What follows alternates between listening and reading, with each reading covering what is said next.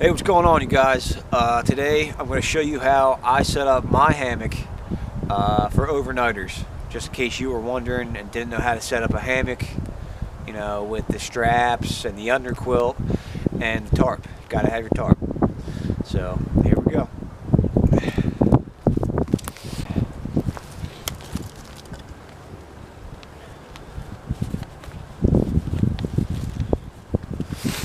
Now I just got these. I've been waiting to get these for a while in the mail. They're by Eno. They're called Atlas straps. These are Atlas Chroma because they're neon colored. It's a bit windy out here. Hopefully it doesn't rain, but if it does, I do have my tarp. So the reason why I like these straps so well is because there's so many connection points. 1, 2, 3, all the way down. So you really can adjust your hammock to your comfort. Now, the way I set it up is I put it in a slip knot. I think that's pretty much the only way you can with a hammock strap. So you just put the one end through the other end, make a slip knot around the tree. I'll show you.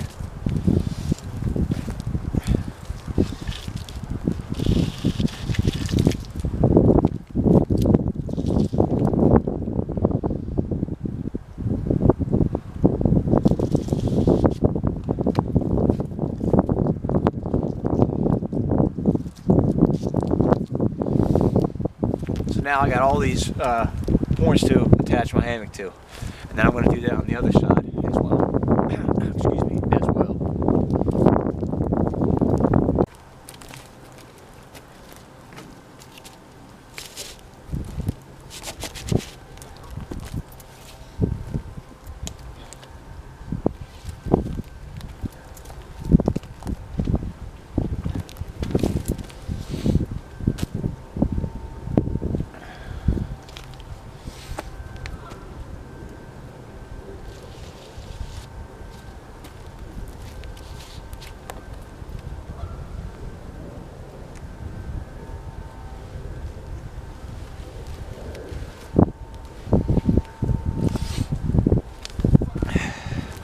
Then again, if you didn't hear me because of the wind, these are by Eno.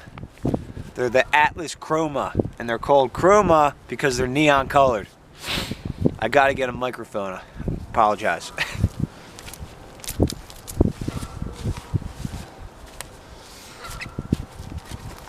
Now this hammock I got from Walmart. It cost me like 20-25 bucks. It's pretty good. This is a double hammock for 2 people. But when you get 2 people in the hammock, it's kind of uncomfortable. You got to adjust, and you get used to it, but it's a little tricky. I like a little more room in my hammock, so I got the double hammock.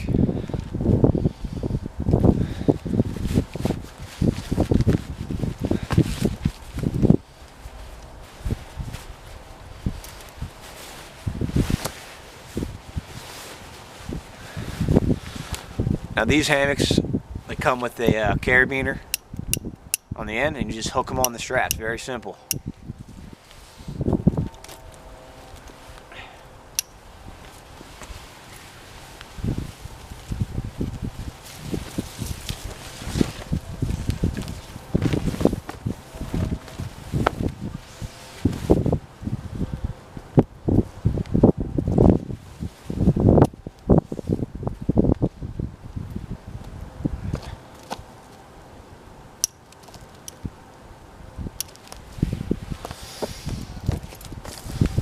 I'm going to find another tree to attach on the other end because it's sitting way too low. It's really U-shaped. You want it a little less.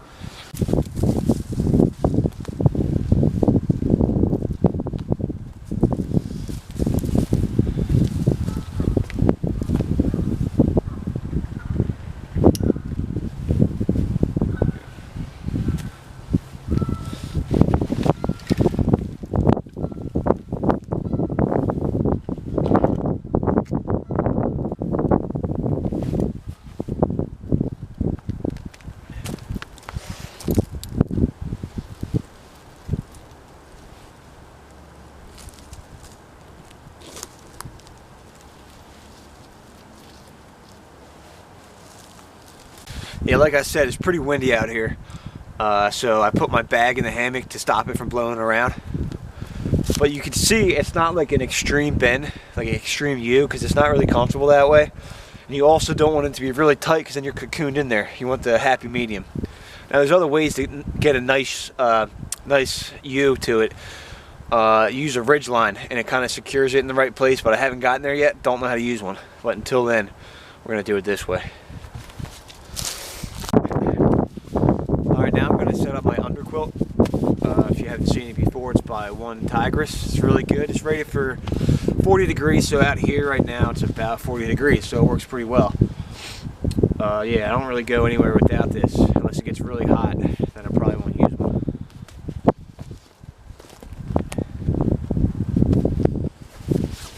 And the reason why an underquilt works so well is because when you're in the hammock, your body heat, you lose your body heat from underneath the hammock. The wind blows underneath and takes all the body heat out of you. When you have an underquilt underneath, it traps your body heat in there, so you keep a nice space between you and the underquilt. You don't keep it really tight, so you don't keep the underquilt really tight against you, or it won't work as well. You have to have a nice, snug, nice little space for the heat to sit between the underquilt and underneath your hammock.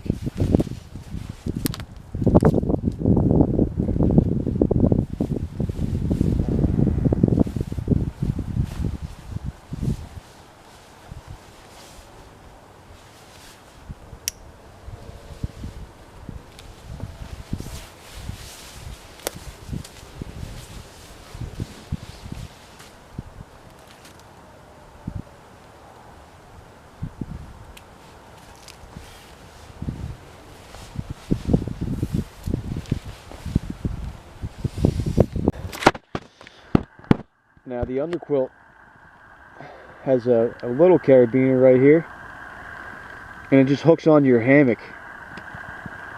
This is the strap that's attached to your hammock, right? And then this little carabiner gets hooked on your hammock. It's attached to the underquilt.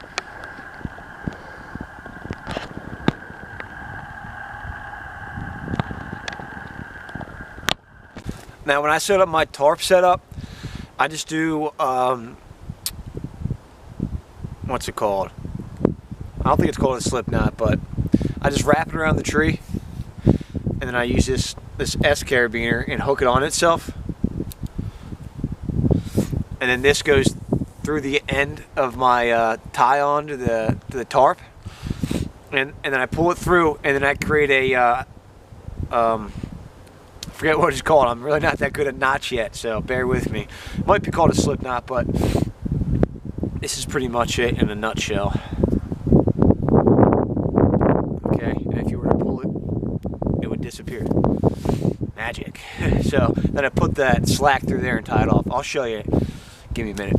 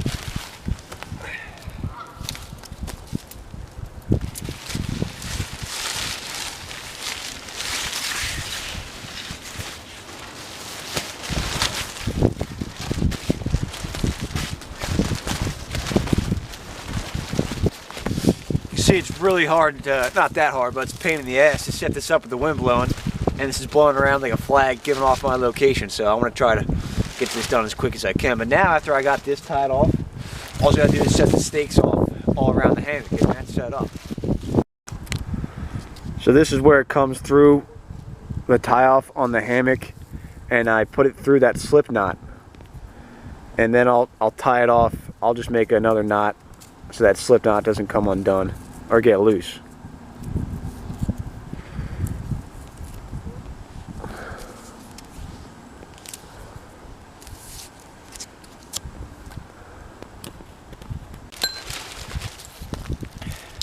And when you're done using everything, you should really clean it up nice and neat so it doesn't give you a hard time when you're setting up. I made that rookie mistake myself, and I got everything all tangled up. It's just not good. It's not convenient.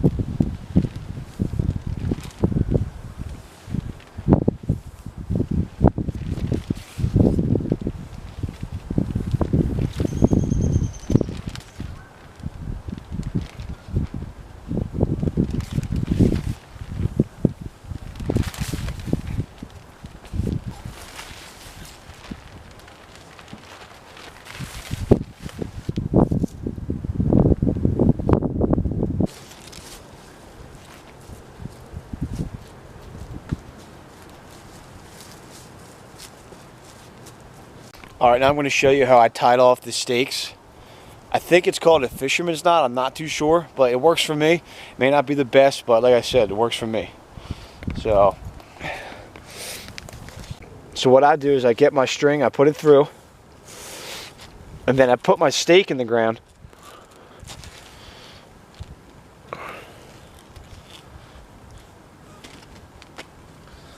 Now, of course, this is a bad spot. It's right next to a tree, but it's just how it's laid out.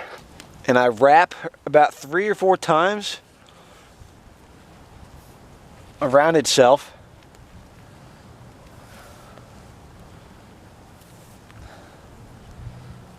Like that.